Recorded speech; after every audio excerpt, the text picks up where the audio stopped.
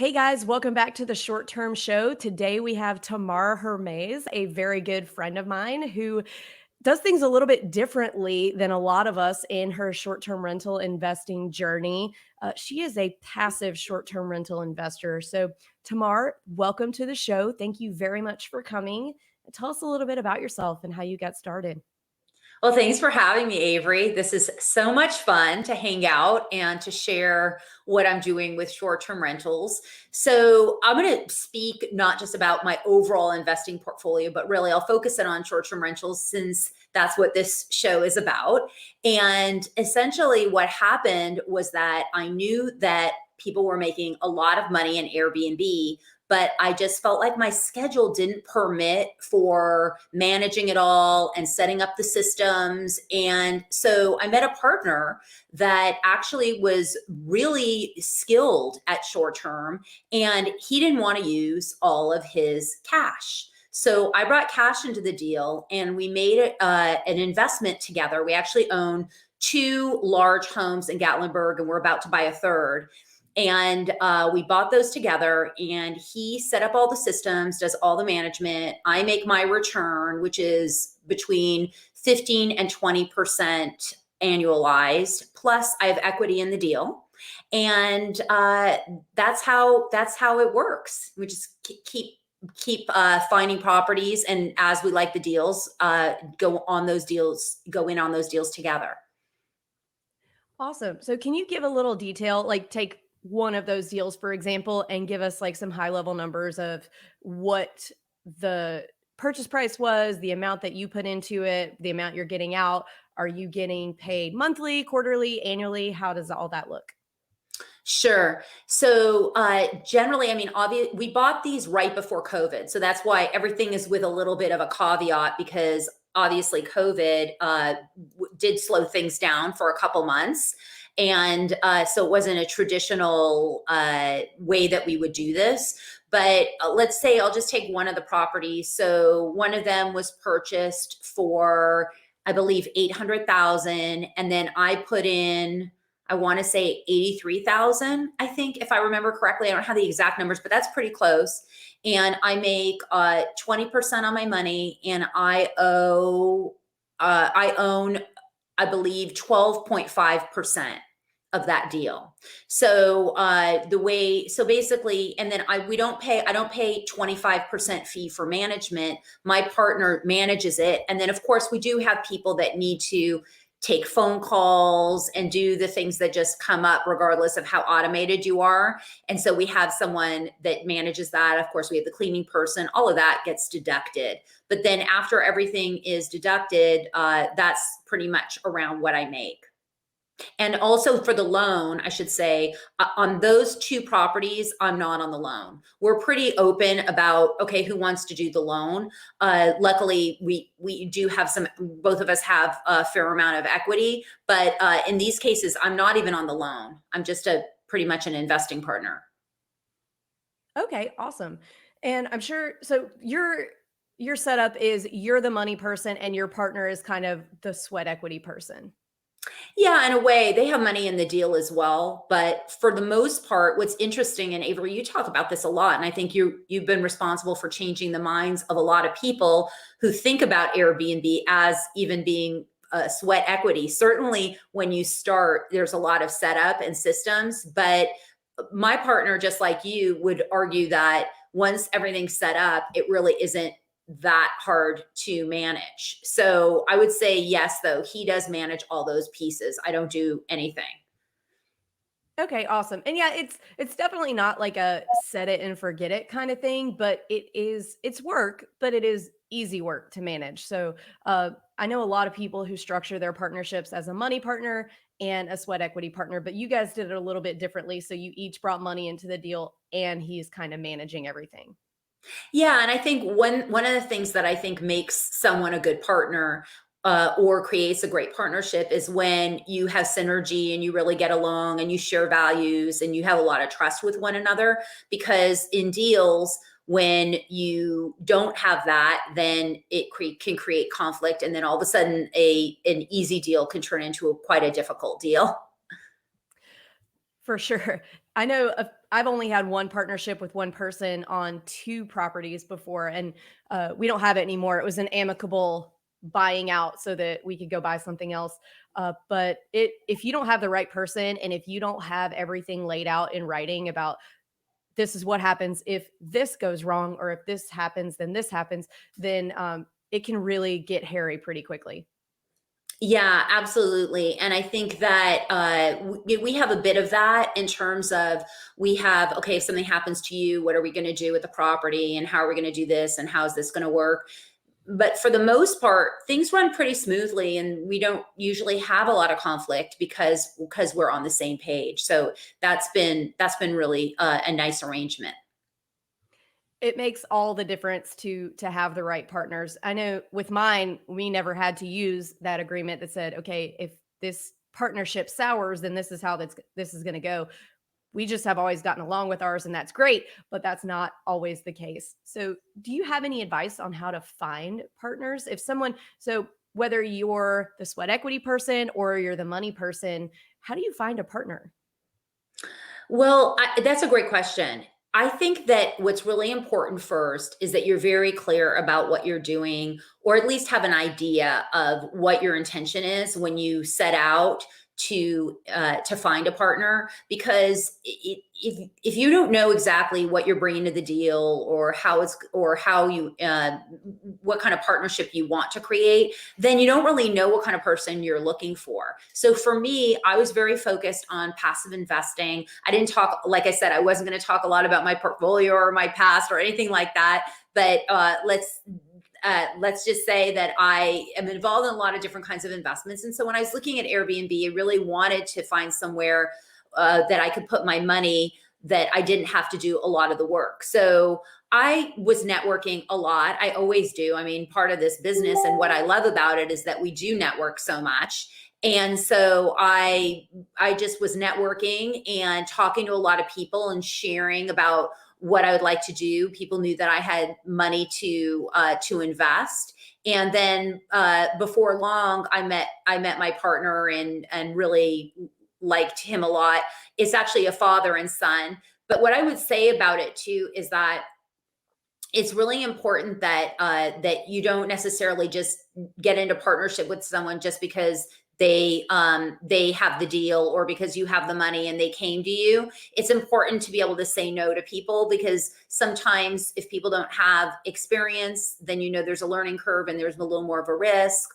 Or if someone doesn't seem like they're very responsible, then that's something you want to consider.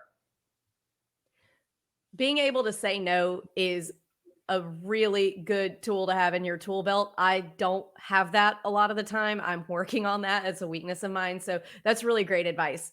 So let's zoom out just for a second uh, to your real estate portfolio as a whole. So you are somebody that I would consider an experienced real estate investor, and you had lots of other types of investments and involved in a lot of other type of deals before you came into short-term rentals. Can you talk a little bit about those? Yeah, sure. So what's interesting is that I really started as a buy and hold investor. It's not sexy. It's not anything that challenging. But you know what? It's tried and true. And you will, if you buy in the right places and you hold and you just do buy and hold, you will make a lot of money. And that's what I did. And it worked really well. And from there, I started branching out into syndication deals where I was involved with multifamily investors and also doing passive investments.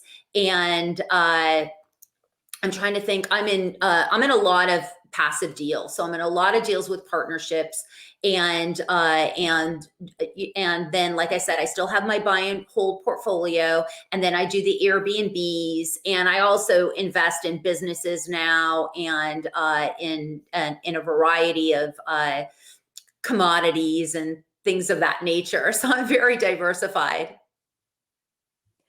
That's awesome.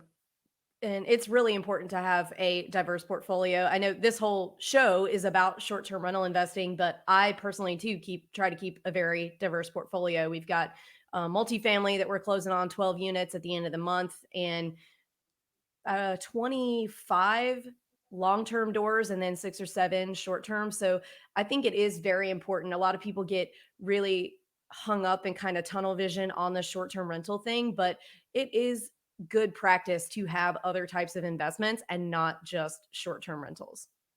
Yeah, and even though when you have them, when you have your short-term rentals in one place, like we have ours in Gatlinburg, I'm actually looking here in Austin, in some of the suburbs to create a portfolio of Airbnbs because I don't want to have all my eggs in one basket. So it creates, especially when you also get your income in different ways. So if you have some Airbnbs and then you have some buy and holds and the Airbnbs shut down, like COVID, which will hopefully never happen again like that. But a lot of people were really grateful that they had the buy and holds because maybe their tenants were very steady and they kept paying their rent, so they were able to kind of offset. You just always need to have some offset when you're investing because you cannot ever have 100% guarantee that it's all going to run smoothly. Great advice. So tell me a little bit about your first introduction to real estate investing. What got you interested in doing this? So I stumbled into it. I grew up poor. I was the child of a Holocaust survivor. I'm a first generation here. And I never knew about making money or how people grew wealth. I didn't know. I just thought rich people got real estate. I didn't know I could get real estate. But as I was going through my life and I started making pretty good money, I started seeing the trap right away. I mean, it just became more and more apparent. Like, and the trap is that even when you have a great job, I was an executive in television. It was fun, but I still thought, if I don't want to do this, where's my money going to come from? And so, that was the trap for me, was that I didn't really have complete freedom. I was basically stuck in this position. So I started looking for ways where I could lower my income, my expenses. And whenever you look at your expenses, the biggest line items are going to be your rent, if you're renting, and also your car payment. So I wasn't a huge. I had a cool car, but I had an old kind of classic Mercedes, so it wasn't driving me into the dirt as far as expenses. But my rent was pricey, even though it was reasonable. It's still a lot of money. So I started looking for a property, and I ended up buying a duplex. So that, one, I had a tenant, so she was paying part of the mortgage, and then I also got to move into an asset that could grow for me. And it's grown over $1 million. I still have that property. I just kind of like keeping it. And so I don't know that we'll ever sell it. Although the one thing that you do find the more and more that you invest is that even as a buy and hold investor, there is a time where it is more beneficial. You can make more money if you do sell it. But like I said, you don't have to. You can keep it simple. $1 million in appreciation. Where is that property? It's in Los Angeles, and I have had it for 20 years. So it was, I bought it for 400,000, but the area is really done. That's the thing. When you don't know what to do in real estate, just go back to one word: location. That's it. Location, location, location. It's like that old saying, and it seems so cliche, but it's true. Absolutely. My very first property was in kind of an up and coming area of Nashville, and now that property has not appreciated $1 million, but it has doubled over the past few years. So, That's and great. yeah, it's been great. I think we are going to 1031 exchange it when their lease is up in June. But you bring up an interesting point, because when you are buying and holding, which is what most of mine properties are, even the short terms, they're still buy and holds. Um, there is always this, especially when things are appreciating. Should I sell it now? Should I sell it now? Should I sell it Mhm. now? This is doubled in value. Should I sell it or should I keep it? So, what makes you decide, okay, I'm going to keep this or I'm going to sell this? Is there a certain threshold that makes you say, okay, it's time to sell? That's such a good question. There's a lot of criteria that goes into the analysis of whether to sell or hold it.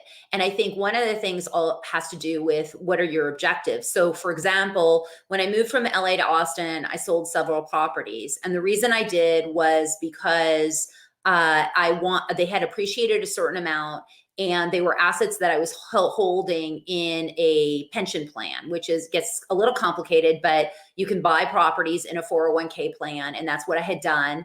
And so I wanted to get the equity out of them. And those are, when you're in a plan, you cannot 1031 exchange. So basically, at a certain point, once they appreciate, they'll keep appreciating, and rents had gone up, and they were great properties, but I wouldn't make as much as if I took the money and put it elsewhere. So that was kind of the way that I looked at it.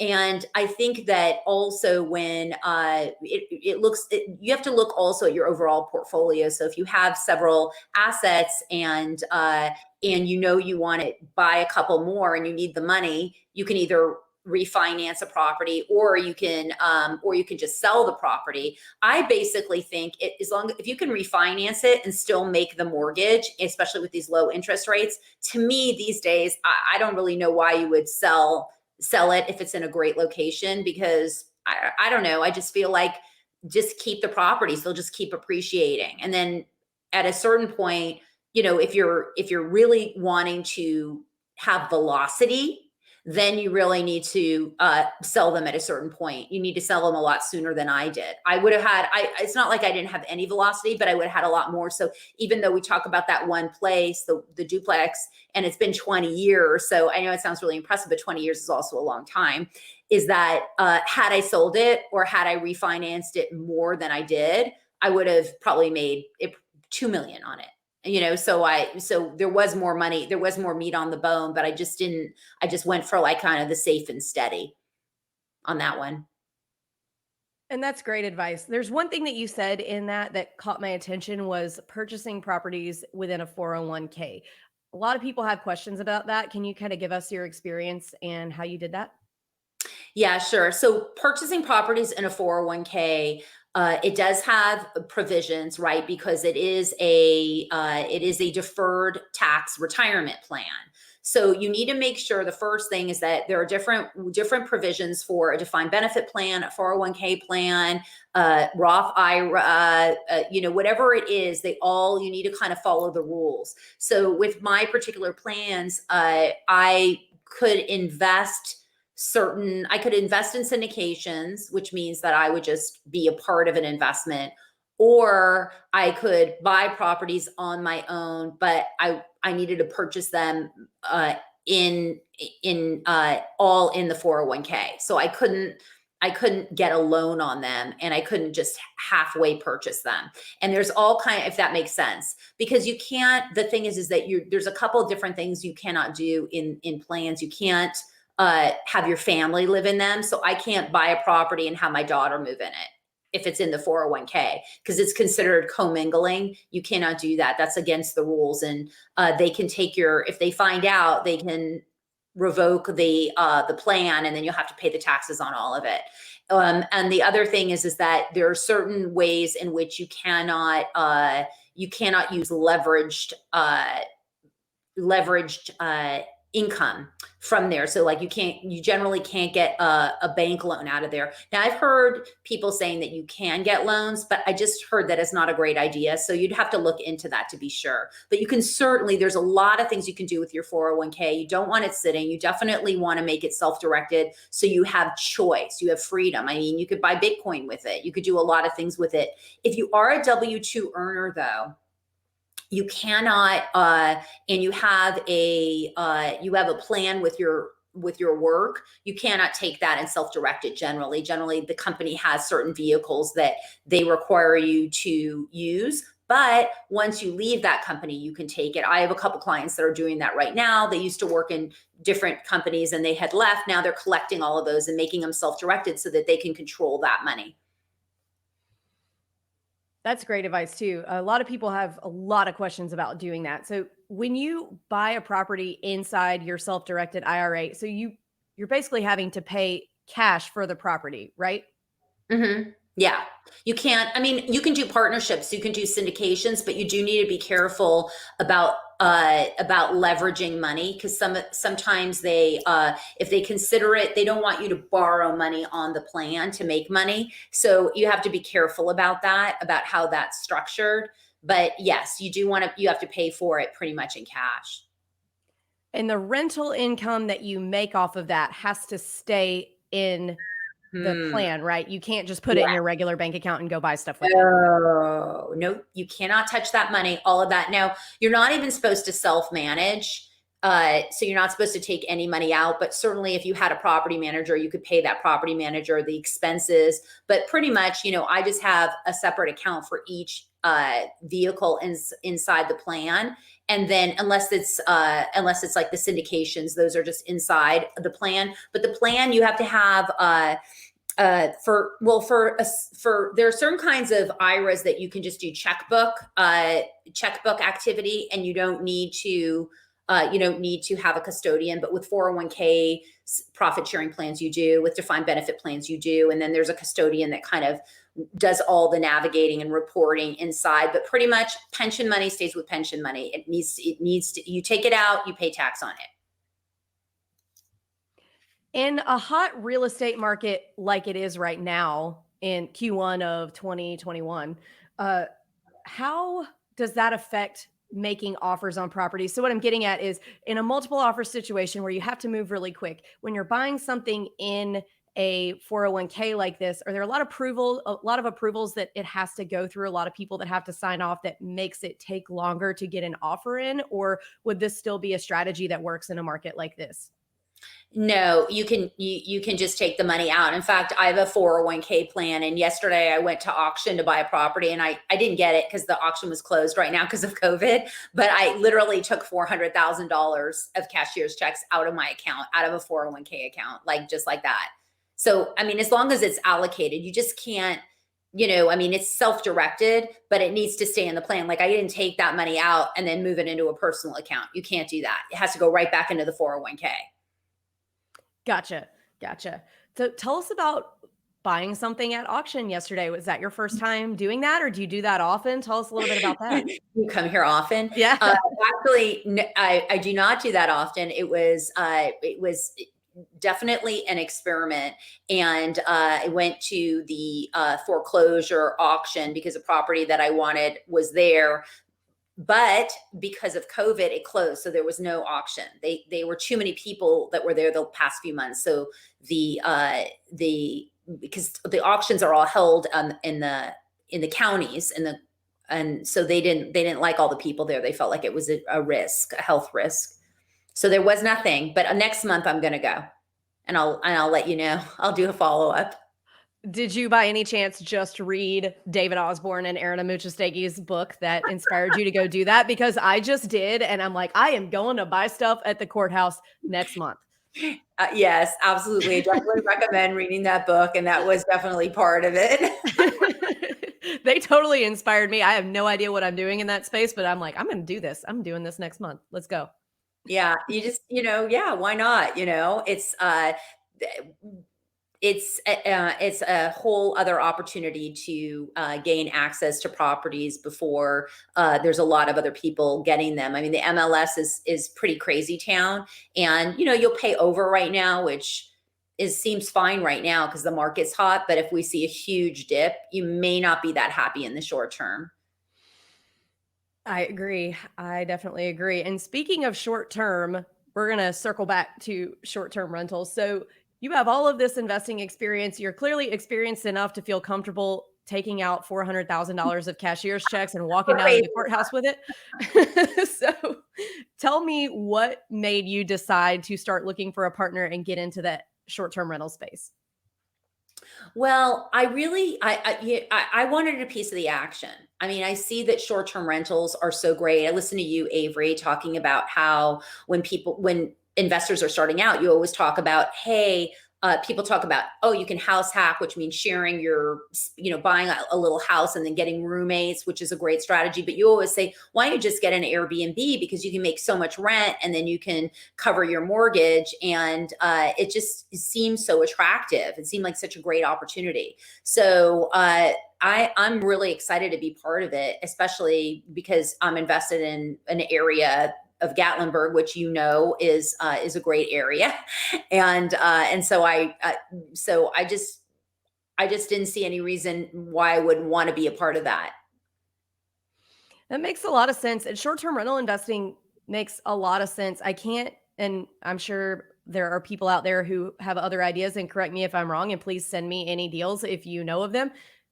But it's really, really difficult to find any other types or assets that can cash flow the way a single family short-term rental can for, the terms you can get on the loan. You can get a conventional loan, you can do a vacation home loan if you meet those stipulations, which the interest rate is low, the down payment's low. It's really difficult to find that kind of cash on cash return anywhere else. Yeah, that's true. The other thing that we've been talking about recently is this idea of a longer short term rental, because some people are really, when one of the fears for me, well, I wouldn't say fear, but things that I'm looking at mitigating risk, which is that you could be in a city and they could say, sorry, no more short term rentals here. So one of the things that you can do is you can make it over 30 days and get nurses in or military or people that want to stay for a few months, and then you are no longer considered short term, but you can still charge a lot more. So that was one of the things that I thought was a pretty interesting way to go in terms of still making good money. It definitely is, and we actually have some guests coming up who do that exact thing that's I haven't interviewed them yet, but it's gonna be a really interesting interview for sure. So, coming to the last few questions of the show, what advice would you give 20-year-old Tamar who has not invested in real estate yet? Well, the first advice I would give her is to trust that real estate is an incredible way to grow wealth, and that if she were to stay on course, she could live a life where she didn't not ever have to worry about money and have choices on how she lived and what she wanted to do with her life. In terms of that, I mean, we all have choice in terms of what we want to do with our life, but let's face it. I mean, we live in a reality where there's money involved, and so if you can if you can kind of have real estate take care of that part, then you have a lot more leeway to make choices. So I would tell her that, and I would tell her to just mitigate the risks as best she can, and then just to go for it, because there's a lot of opportunity out there. No matter what's going on in the world, there's always a lot of opportunity. So I think I would tell 20-year-old Avery the same thing, because 20-year-old Avery was bartending at the Jackalope in downtown Austin, and all my friends who were a little bit older than me were buying these like $60,000 houses on the east side of Austin, and then 3 or 4 years later selling them for like half a million, even more now. So I really wish I would have known then what I know now. I know, it's crazy. I mean, that we live in such a great time where there is really so much opportunity, and we have access to the internet. We have access to great podcasts like this one. And there really is no reason not to be focused and pursuing these financially free goals and building a portfolio in real estate. For sure. And piggybacking off of that, what advice would you give a new investor today who is looking to get started, not just necessarily in short term rentals, but any kind of real estate investing? What would you tell them? Well, I would tell them to sign up for my course and my my mastermind first, because I do offer one, and I do teach the world of real estate investing, and coach mostly women along that, and I really believe in that. But after that, I would say get educated and get in action. So maybe that is if you don't have resource, then you need to listen to podcasts and go to networking events, and you need to really get a plan together in terms of where are you going to invest, where are you focusing. It just really helps to kind of know what you're. If you just think I just want a property anywhere for under $50,000, it's not, you're not going to find it. You've got to get a little bit, you got to get your research going, and you've got to get your plan in order. So that's what I would say. I would say to start educating yourself and just start focusing in and honing in on the plan and getting in action. Great advice. And last question, what is your favorite book that has impacted your mindset? Or maybe not favorite, but one that you've read recently that has resonated with you? Well, I think I'm going to pick The Miracle Morning by Hal Elrod. I just love that book. And he's the first one to say that it really wasn't revolutionary what he talked about, but he just researched really successful people, looked at what they did, and he discovered that there were six things that either all of them, they all did all six of these, or at least one of them, and he calls them savers. So silence, affirmations, visualization, exercise, reading, and scribing. And I just think that those things in the morning, when you wake up and you give yourself some time for yourself to focus and to hone in on your intentions for the day, and for and giving yourself grace and just enjoying your life, that you'll really walk through the day more powerfully, more positively, and you'll be able to make a lot more happen. So I really love that book. He's done them. He's partnered with a lot of people. They have Millionaire Morning for millionaires, and for sales, and for our uh, our friend Brianna Greenspan made a coloring book with Hal on one. So there's a lot of them, but they're all great. I love that one. I read the regular one and then also the one for real estate agent. So big fan Ah, of yeah. that. Okay, so Tamar, tell us a little bit about your mastermind, your coaching, and where the listeners can find you. Yeah, sure. So you can always find me on my website at www.wealthwarriorwoman.com, or at Wealth Warrior Woman on Instagram. And what my work is, in addition to my investing, is I created a course on the world of real estate, which is called the Real Deal Formula. And with that, I combined it in such a way where I can coach a group through the process of the course for 6 months. And so it's a pretty good deal to get time with me in the mastermind. And I'm super excited about it, just because it's something that I wish I would have had, even with all the resource and information that we have available to us for free. Like I said, it's really hard to sort it out, and it's hard to figure out, I go into your financial analysis, and what are you looking for? What are you looking at? So I really like that a lot. It's an open enrollment on that. So anyone listening to this in 3 months can join, and 5 months can join. That's another thing I love about it. And then I also coach privately and with couples, but my course and my mastermind are really what I share the most. Y'all definitely check it out. This girl really knows what she's doing. So thank you so much, Tamar, for coming on the show. And we hope to have you back again soon. Thank you. Thanks for having me, Avery.